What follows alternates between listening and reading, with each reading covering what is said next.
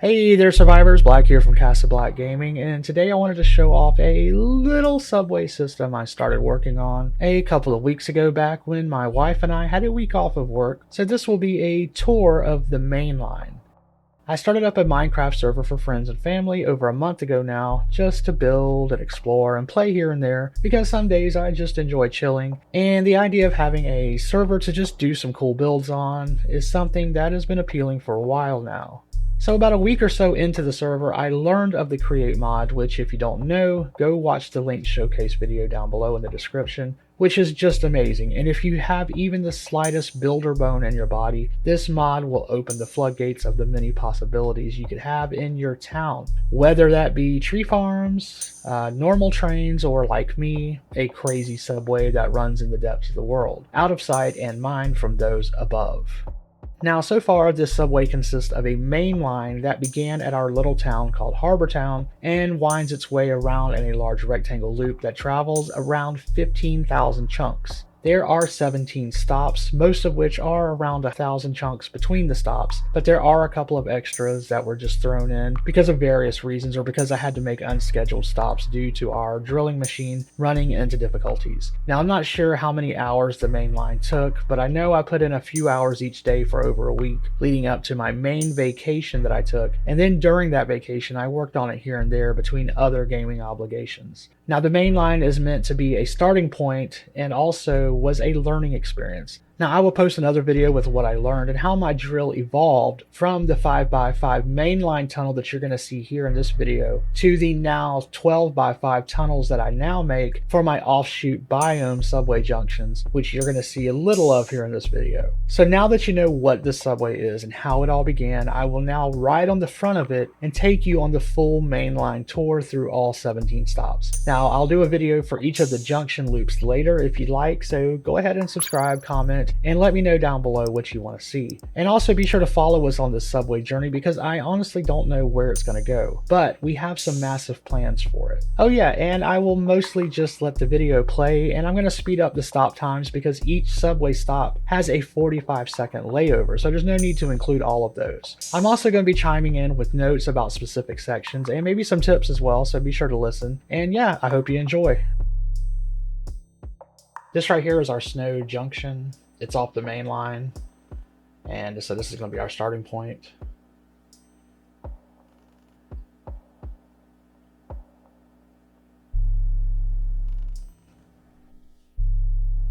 So one thing I did is as we were going through, I decided, I don't know if it was halfway through, maybe a quarter of the way through, I decided to start using glass blocks to fill in gaps and stuff, just to make it look better, and so I could also see what was on the other side in case later on we wanted to come back and do anything with that particular area.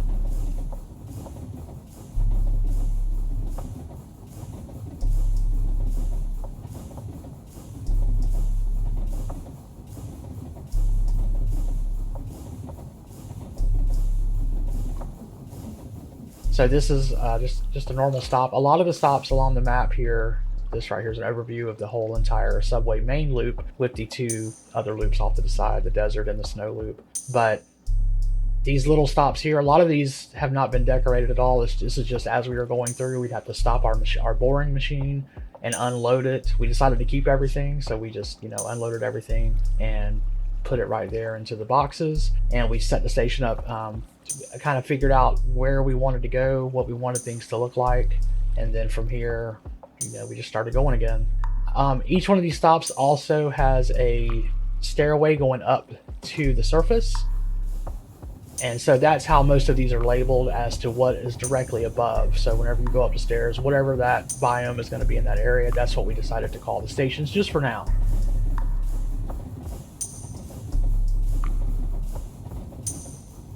Another thing we'd like to do is for each station, depending on, oh, sorry, this right here is pretty awesome. This right here, this was a huge pain to do. The boring machine kept stopping.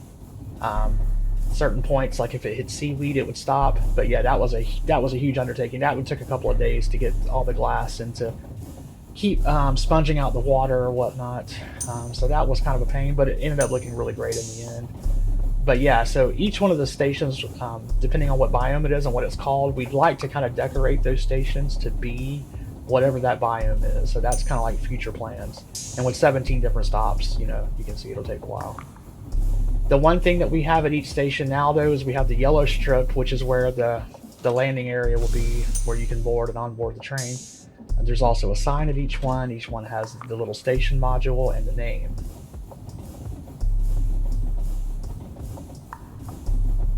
So we do currently have 2 different trains that are running on the same track, in the same direction. Now that I'm doing the 2 side-by-side tracks with all of the subway tunnels we're making going forward, now that we have that, we do want to go back to the main line and make a side-by-side so we can have 2 different trains going in 2 different directions. Just to also be able to have, because this loop right here takes over 20 minutes to go all the way through. So because of that, it would be nice to have trains going opposite directions in case you wanted to go. You know, you don't want to go through the entire thing just to get down to the snow, you know, whatever. So that is a huge plan that we want to work on. I don't know. We have a couple of ideas we want to work on now, and then maybe another month down the road, we're going to try to expand this main line to be at least 2 wide. Still haven't figured out how I want to do that yet. If I want to just run my boring machine over it the way it is now, and just, you know, do it that way, or if we want to just, you know, do another single boring machine like this one that just next to this tunnel. I don't know. We'll figure it out later.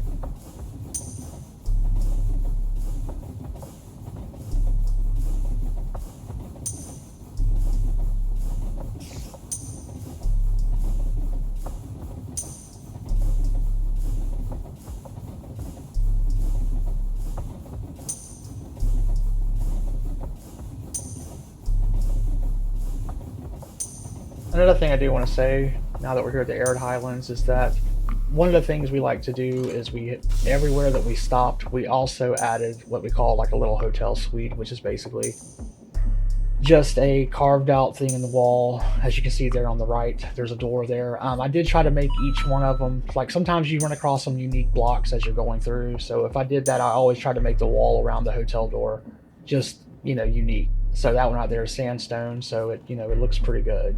But it also looks distinct. Like you're gonna tell that there's a hotel door right there. And so that's just like a kind of a dead giveaway. We do want to make nicer hotels or different little, you know, buildings at each stop eventually, but just to have something to where we could, you know, not lose our progress if we died, which sometimes we did as we were making the tunnel. So, and it just, you know, comes in handy. I know that some of this looks kind of boring, you know, because it's just a lot of just stone and there's not a lot of breathtaking views, but those were the best ones. You know, you're so thankful whenever you have these long stretches of things like this.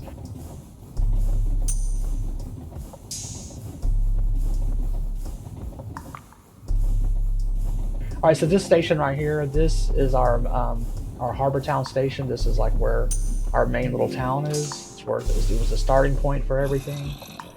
This right here is a good view. It shows you know, it shows like everything kind of gives you an idea of the scale. I mean, you see how big the station is, and then you look.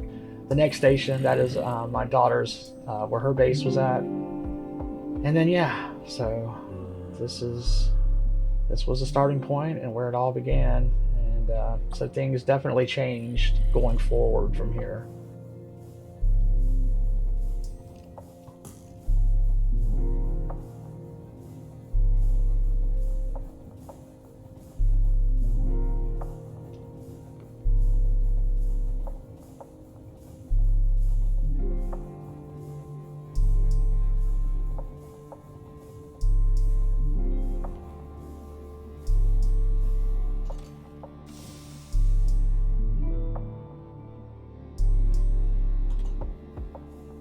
So yeah, I remember as we were leaving Holiday Station there, we ran into our first bit of water up here. This is where, you know, we had to do a lot of learning and trying to figure out, because sometimes the drill does stop. Usually I found it stops if it hits things like if it hits seaweed, if it hits dripstone, if it hits If there's other track, you know how there's like the little regular Minecraft tracks that can be in some of the caves. If it hits those, it can stop.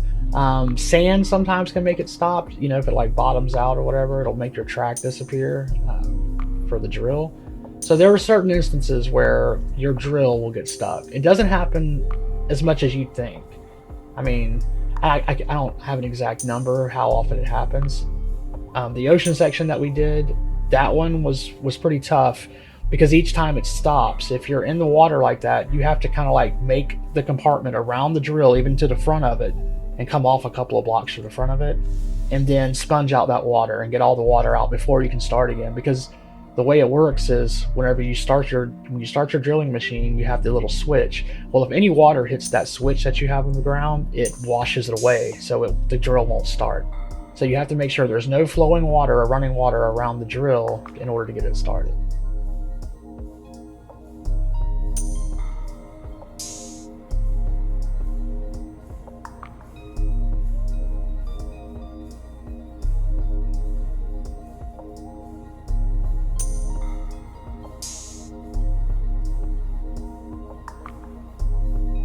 So here we are at the Alpine Highlands, and as you can see, these are the stairs that are going up to the surface.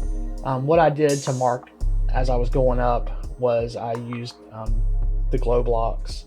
So I would do 2 stone and a glow block, 2 stone and a glow block, all the way up until I got to the surface, and then from there I tunneled down making stairs. I also went up kind of higher with that column once I hit the surface, just to have like a landmark you could see visually. So you'd see these 2 stone and a glow block, you know, pattern, you know, probably about 20-25 blocks above the surface as well, just as a visual.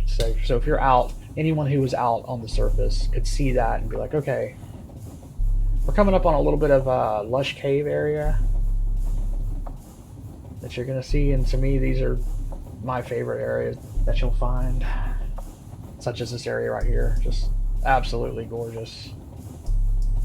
Just really makes the cave stand out. Definitely some of the best places to go through, although, you know, we did have to put a lot of glass up to try to keep enemies off the track. And that was actually an open air area for a deep cavern. That was pretty cool.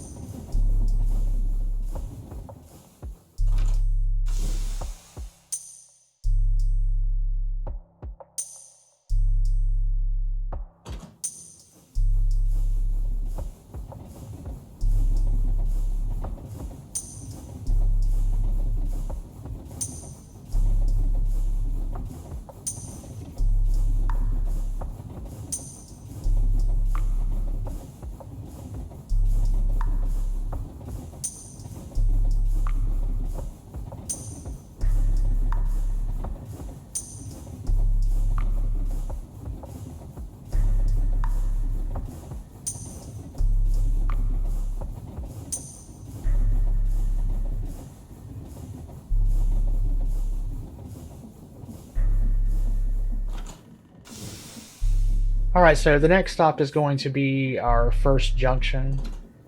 The first junction that we started on, it was the desert junction. And so basically we found the desert after we had made the main line, and I was like, well, I really wanted the subway to be able to reach there, so I decided just to have it on its own separate loop. And I kind of like that idea because that loop comes by really fast. It's like every 2 or 3 minutes or so instead of having to wait every 10 minutes. So once you get off the main line at the desert, you know, you're going to see that. All right, this little cave right here with the amethyst right there, and then you're going to see, I think there's another one we passed earlier that had like redstone. Those are part of the Geode Plus mod. So if you're wondering what those were, that's what they are. But yeah, here's our desert stop. This is supposed to be a big subway junction stop. It has a hotel directly ahead. This platform stretches all the way down to meet up with the other track that you can see in the distance. And then here's a map view of it. And the train just went by. I just missed it. There it goes. That's the desert loop train going on its own. But yeah, so the desert loop is that big right there, which even that takes, you know, 3 or 4 minutes on a train ride to get around. And there wasn't much desert either. We were a little let down by that. We'd like to find a bigger desert, but still it takes you to the only desert so far that we've found. Our snow loop is a lot bigger because it covers the whole, almost the entire area of snow. So we do definitely like that one better. But yep, there goes the hotel. And this is going to be the last leg of the journey here for the main line.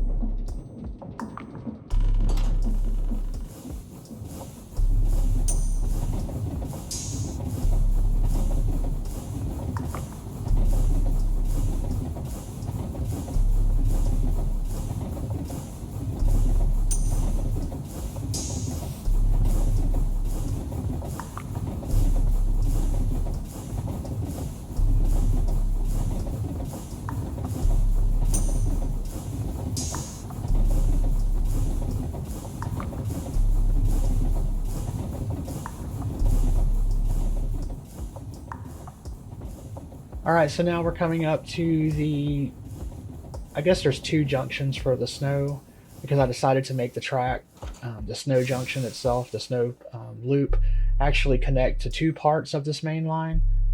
I didn't do that with the desert one just because of how this wasn't planned that way, but this one here actually has two different junction stations that hit the same snow loop.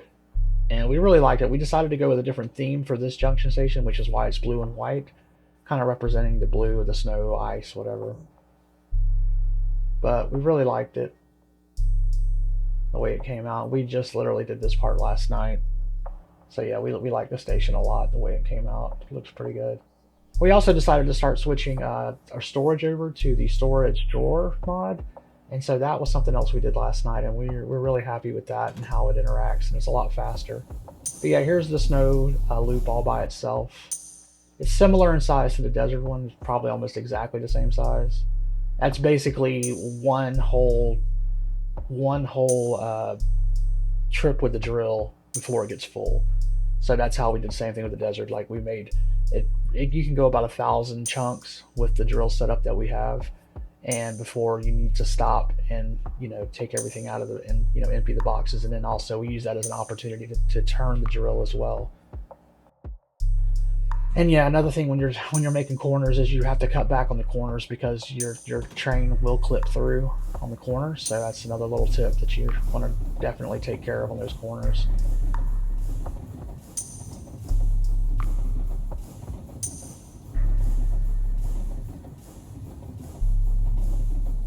But yep, we're coming up to the final stop. As you can see, this track is running parallel with the other track, and you can see it. I made some little windows. I don't know what we're going to do with this wall yet, but it's like 2 to 3 blocks wide. It actually was 2, and then it went to 3 as we were going through. The train kind of messed up a little bit at one point and went over 1. But yep, this is the end of the trip. We made a complete loop on the main line. I hope you guys enjoyed this. It's been fun to make. It's also convenient, you know. My kids are able to go through and get to areas and use this, and I kind of prefer it over using boats and stuff as well. And plus, it's unseen, you know, it's not seen on the surface, so the surface is still free to decorate or whatever, however you want. But yeah, that's it. Let me know down in the comments what you think, and tune in for more.